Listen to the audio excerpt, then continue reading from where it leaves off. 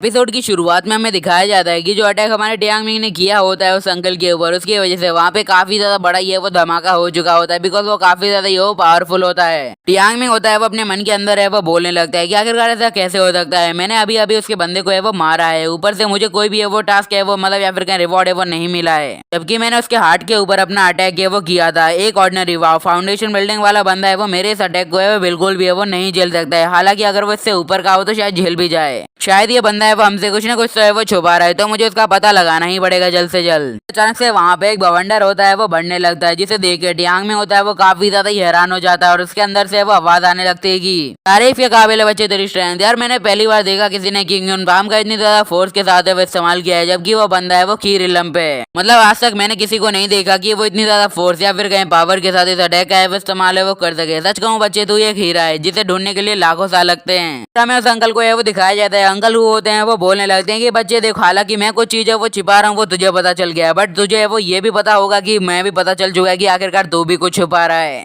Power छुपाना एक common सी बात है किसी भी बंदे के लिए जो है वो सबको नहीं बताना चाहता है आखिरकार वो कौन है और क्या करना चाहता है। टियांग मिंग होता है वो बॉडी प्रोटेक्शन बैरियर को देख के काफी ज्यादा ये वो हैरान हो चुका होता है, वो अपने मन के अंदर है वो बोलने लगता है कि आखिरकार अब ये कैसे हो सकता है। बॉडी प्रोटेक्शन बैरियर को ऑन करने के लिए किसी बंदे के पास है वो गोल्डन 10 कोर जितनी पावर है वो होनी चाहिए, अगर उसके पास इतनी पावर है वो नहीं होती है तो शायद वो बंदा है वो ये काम ना कर पाए। हम में से यहाँ पे जो भी बंदे हैं उनके पास ये पावर है वो बिल्कुल भी है वो नहीं है, शायद हो सकता है ये बंदा है वो हमसे काफी ज्यादा अजीब हो। फिर हमें उस बंदे की जो की इन्फॉर्मेशन है वो दिखाई जाती है, उसका नाम हुई होता है और वो 9th stage of foundation building पे लेवल पे है वो होता है, और उसकी जो मतलब पावर होती है वो धीरे धीरे करके ये वो बढ़ती जा रही होती है जा रही होती है जा रही होती है जा रही होती है। टियांग मिंग होता है वो अपने मन के अंदर है वो बोलने लगता है कि ये तो नामुमकिन है, ये बंदा अपनी पावर को है वो एकदम है वो बढ़ाता ही जा रहा है बढ़ाता ही जा रहा है और बढ़ाता ही जा रहा है, ये करना किसी भी नॉर्मल बंदे के लिए वो नामुमकिन है, बट ये कर कैसे रहा है ये मुझे जानना ही पड़ेगा। टियांग मिंग होता है वो ये नानो शियू के पास है वो चला जाता है और उनसे वो बोलने लगता है कि मेरी बात है वो तुम दोनों है वो ध्यान से सुनो, तुम दोनों को है वो कहीं ना कहीं पे वो चोट आई है, तो मैं तुम्हें सजेस्ट करूंगा कि तुम लोग है वो अभी है वो नीचे उतर जाओ और दूसरे जो भी मतलब बंदे है वो घायल है उनकी है वो हेल्प करो और अपनी भी हेल्प करो। फिर वो बोलता है कि रही बात स्केलेटन की, मैं स्केलेटन को है वो बाकी के ज़ॉम्बी या फिर के मॉन्स्टर को संभालने के लिए वो भेजता हूँ, तो तुम है वो यहाँ पे वो जाओ। फिर वो अपनी स्केलेटन की पावर को फिर से लेवल 3 पे वो अपग्रेड कर देता है और बोलने लगता है कि चलो यार अब है वो असली फाइट है वो शुरू होने वाली है, लेट्स फाइट। जो मॉन्स्टर होता है या फिर कहें जो उसका स्कल नाइट होता है वो अपनी पावर को अपने अंदर है वो अवशोषित करने लगता है, मतलब सिंपली कहूँ तो उन्हीं बंदों की जो रूटलेस ग्रास की पावर को होता है वो अपने अंदर है वो लेने लगता है, और उसी पावर की वजह से वो एक अच्छी सी चीज है वो बना लेता है और अपनी पावर को उनके ऊपर है वो एकदम आराम से ये वो छोड़ देता है। क्योंकि पावर होती है वो काफी ज्यादा ये वो खतरनाक होती है और सामने की तरफ इतना ज्यादा बड़ा धमाका होता है कि क्या ही बोले, सारे बंदूक की चीखें निकल जाती हैं। एक ज़ॉम्बी होता है वो अपने साथी से वो बोलने लगते हैं कि यार ये तो बहुत ज्यादा है वो अजीब चीज है, जो बंदा हमारे या फिर ये मॉन्स्टर जो हमारे सामने खड़ा है वो काफी ज्यादा ये वो पावरफुल है और हमारे पास है वो इतनी पावर नहीं है कि हम है वो इसको डिफीट कर सके। बट हाँ एक और बात है, अगर हम इसको है वो यहाँ पे नहीं मारते हैं तो हमें वो जीने की इच्छा है वो छोड़ देनी चाहिए यहीं पे। जो मॉन्स्टर होता है वो बोलने लगता है कि यार मैंने अपनी जिंदगी में वो सारी चीजें वो सफर है वो कर ली हैं, लाखों से लाखों टॉर्चर है वो झेल लिए हैं, उस बंदे ने हमें होप दी कि हम फिर से वो जिंदा हो सकते हैं रिकार्नेट हो सकते हैं, तो हम उसके लिए वो काम कर रहे हैं। अगर तुम अभी हमें मार देते हो तो हमारे पास है वो जीने की कोई इच्छा नहीं है, एक मरे हुए इंसान को मार के तुम्हें वो क्या मिलेगा? मेरा जवाब है सेटिस्फेक्शन। तो ज़ॉम्बी भी होते हैं वो पीछे हटने वालों में से बिल्कुल भी नहीं होते हैं, वो उस मॉन्स्टर के ऊपर जाके वो अटैक कर देते हैं और बोलने लगते हैं कि हमें इससे फाइट है वो करनी पड़ेगी, और जो शी और किन्हान होती है वो नीचे है वो उतर जाती है। शिव को चुनैन है वो देखता है तो वो बोलने लगता है चुनैन तो देखो यार शिव अगर तुम यहाँ पे वो आई चुकी हो तो तुम हमारी है वो थोड़ी सी हेल्प कर दो, मतलब हमारे चार और जो बैरियर है वो फैला हुआ है और जो हमारी जो रेड हो रहा है वो फैल रहा है यहाँ पे, तुम्हें वो प्लीज आगे से वो कैसे भी करके वो रोक दो वरना हम लोगों की जान है वो जा सकती है। यहाँ पे ये होती है वो जमीन पे अपना हाथ रख दिया और अंदर की पावर को है वो चेक करने लगती है और वो बोलने लगती है ये नान से ये नान देखो तुम अपनी सारी स्पिरिचुअल पावर है वो यहीं पे वो रिलीज करना है वो शुरू कर दो। अगर हमें इस मॉन्स्टर फॉर्मेशन को है वो तोड़ना है तो हमें जल्दी से जल्दी है वो तोड़ना होगा, बिकॉज इन लोगों के पास है वो वक्त है वो बिल्कुल भी नहीं बचा, इनकी जान है वो किसी भी मोमेंट पे वो जा सकती है, तो हमें जल्दी से ये है वो करना होगा। केनान होती है वो बोलने लगती है कि सिस्टर जी मेरी बात है वो ध्यान से सुनिए, अगर हम टियांग मिंग को ऐसे ही वो अकेला छोड़ देते हैं तो ये इसके लिए बिल्कुल भी है वो अच्छा नहीं हो सकता है, अकेला है वो खतरनाक मॉन्स्टर को है वो नहीं हरा पाएगा, हमें उसकी मदद है वो करनी होगी। वैसे भी वो मतलब जो फर्स्ट लेवल ऑफ की रिलम पे अगर हमने उसकी मदद नहीं की तो उसकी जान है वो जा सकती है, तो प्लीज मेरे साथ चलिए। और शी होती है वो फुल्ली कॉन्फिडेंस के साथ हमारी ये नान को है वो रिप्लाई देती है कि तुम्हें है वो उसके है वो जो भी उसने तुमसे बोला है उसके ऊपर 1% तो वो भरोसा है वो करना चाहिए। चिंता करना एक ऑब्वियस सी बात होती है, बट यार इतनी भी ज्यादा चिंता है वो अच्छी नहीं होती है। तुम्हें पता होगा कि वहाँ पे वो लाखों बंदे हैं या फिर कई लाखों मॉन्स्टर हैं और इन्हीं तरफ हमारे चुनन जैसे बंदे हैं, वो उस मॉन्स्टर से लड़ने के लिए वो काबिल नहीं है। अगर मिस्टर हु से वो वो कोई लड़ सकता है तो वो सिर्फ है वो ये है I mean हमारा टियांग मिंग, जिसका नाम ये टियांग मिंग है। देखो यार, किसी से भी लड़ने से पहले क्वालिफिकेशन है वो काफी जरूरी होती है, जो कि सिर्फ है वो हमारे टियांग मिंग के पास ही है। अब ये ना वो और भी पक्का समझ जाती है कि केव के अंदर या फिर कहीं जो फर्स्ट लेवल या फिर फर्स्ट फ्लोर के अंदर है, ये दोनों कुछ है तो है वो अजीब करके आए। मतलब ये लड़की हमारे टियांग मिंग पे इतना ज्यादा विश्वास है वो कर कैसी रही है, शायद लगता है हो चुका है टपाटप। फिर जो ये नान होती है वो अपने मन के अंदर है वो बोलने लगती है कि शायद ऐसा हो सकता है कि उसके पास है वो पावर हो, बट यार मैं जहाँ तक जानती हूँ सिर्फ उसके पास है वो किंगन पाम अटैक ही है, उसके अलावा उसके पास एक भी अटैक स्किल है वो नहीं है। अगर हम उसे ऐसे ही है वो छोड़ सकते हैं तो उसकी जान के ऊपर है वो बन सकते हैं, तो हमें कुछ ना कुछ तो है वो करना पड़ेगा, कुछ सोचो यार।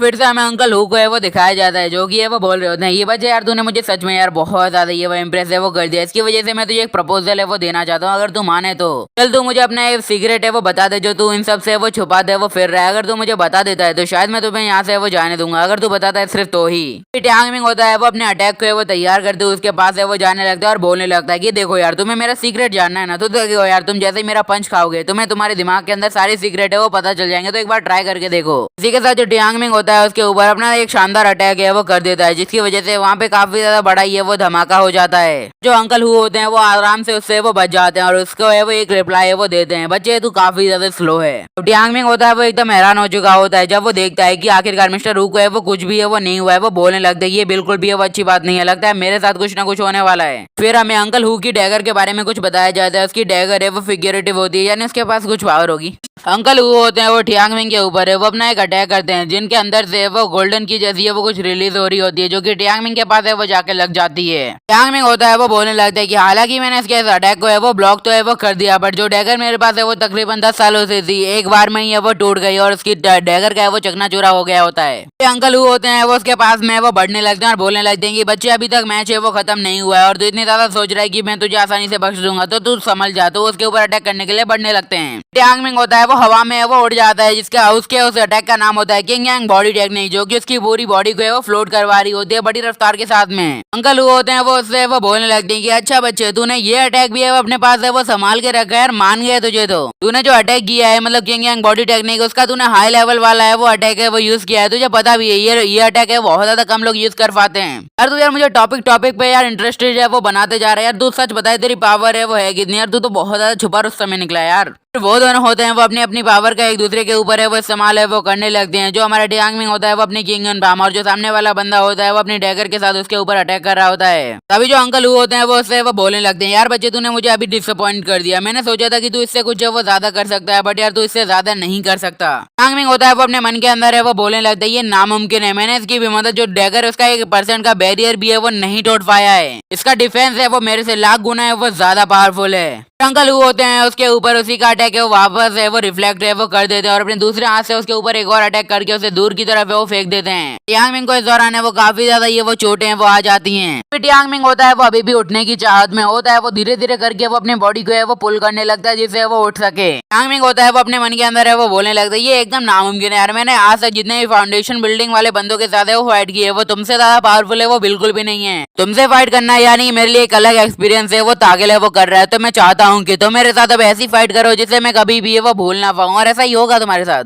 अभी जो अंकल हु होते हैं वो टियांग मिंग से वो बोलने लगते हैं कि भाई तो मैं तुम्हें एक बात है वो बताना चाहता हूँ कि तुम्हारे लिए एक बैड न्यूज है। तुम्हें पता है कि जिन पपेट को अभी तुमने वो मारा है उनकी चेस्ट पे जो रूटलेस ग्रास है। टियांग मिंग होता है वो बोलने लगता है कि तुम्हारे से क्या मतलब है, वो इविल क्रिएचर क्या उनकी चेस्ट पे वो रूटलेस ग्रास थी। अंकल हु होते हैं वो फिर से टियांग मिंग से वो इम्प्रेस हो जाते हैं, वो बोलने लगते हैं कि भाई यार तू सच में अलग लेवल पे है। वो काफी ज्यादा इविल फेस बनाते हुए वो बोलते हैं कि बच्चे सच कहूँ तो तू मेरे लिए वो काफी ज्यादा अच्छे है वो साबित हो रहा है, मतलब जो भी बंदे हैं वो यहाँ पे टास्क कंप्लीट करते हुए आते हैं तो उन लोगों को यही लग रहा होता है कि जो है वो ग्रास है वो काफी ज्यादा पावरफुल होगी या फिर कहीं कुछ पावर बढ़ाने जैसी चीज होगी। उन बंदों को कभी भी ये पता नहीं होता है कि वो चीज है वो सिर्फ एक एविल ग्रास है जिसके जरिए उन्हें वो फंसाया जा रहा है और वो फंसते चले भी जाते हैं। पावर यार नशे ऐसी चीज है। बोलने लगता है कि जो ग्रास है उसका नाम है एंशिएंट डीमन ग्रास या फिर कहीं प्लांट। बोलने लगता है कि सालों पहले इस बंदे या फिर कहीं किसी एक डीमन की चेस्ट के अंदर इस ग्रास को एक खंजर के जरिए वो डोब दिया गया था, इसी की वजह से जो भी बंदा इसके कनेक्शन में आता वो सारे के सारे ऐसे ही हो जाते। तो बोलने लगता है बाय द वे मैं सोच रहा हूँ कि तुम्हारे स्केलेटन के लिए भी कुछ है वो जुगाड़ है वो कर दूं, अकेला लड़ के वो बोर हो गया होगा। तो टियांग मिंग है वो बोलता है कि क्या बकवास कर रहे हो। टियांग मिंग की जो स्कल होता है उसकी पावर है वो खत्म होती है, बट जो वो स्कल होता है वो फिर से अपनी पावर को है वो उन्हीं बंदों के अंदर से वो एनर्जी है वो लेने लगता है। सारे बंदे होते हैं वो धीरे धीरे करके वो मरने लगते हैं। होता ये है कि अब वो बंदे अब अपने पावर को फिर से है वो वापस करने के लिए उसी प्रोसेस को है वो उल्टा करने लगते हैं। इसी के जरिए उनकी जो पावर होती है वो 1 गुना से 2 गुना से 3 गुना से 4 गुना हो जाती है। और वो बंदे होते हैं वो बोलने लगते हैं कि वाह यार हमारी पावर है वो फिर से हमारे पास है वो वापस आ गई। ये होती है ना असली सेटिस्फेक्शन। उन बंदों की जो मतलब जो बॉडी होती है वो एक के पास एक है वो चिपकती ही चली जाती है। वो बोल रहे होते हैं कि आखिरकार ये क्या हो रहा है, इससे बढ़िया हमें मार दो, बट इतना दर्द है वो हमें मत दो प्लीज। फिर हमें फिर से हमारे स्कल जैसा एक मॉन्स्टर है वो सामने वो अपेयर हो जाता है। वो बोलने लगता है कि भैया हमें लड़कियां दो, लड़कियों के साथ पैसा भी होता है, याशिया करने का क्या मजा आ जाता है, लड़कियां दो यार। स्कल भी उसे देख के बोलता है भाई ये क्या चीज है। उस मतलब जो मॉन्स्टर का नाम होता है रूटलेस एविल ग्रास और उसका जो रिलम होता है वो second stage of golden Gordon है। हाँ तो यार इतना काफी आज के लिए, और अगला एपिसोड है मेरे ठरकी दोस्तों के लिए एकदम काफी ज्यादा अच्छा होगा। आगे आने वाले 2 एपिसोड है वो आपको सेटिस्फाई है वो कर देंगे, तो आपको जरूर देखने चाहिए। Till the end bye bye और सायोनारा।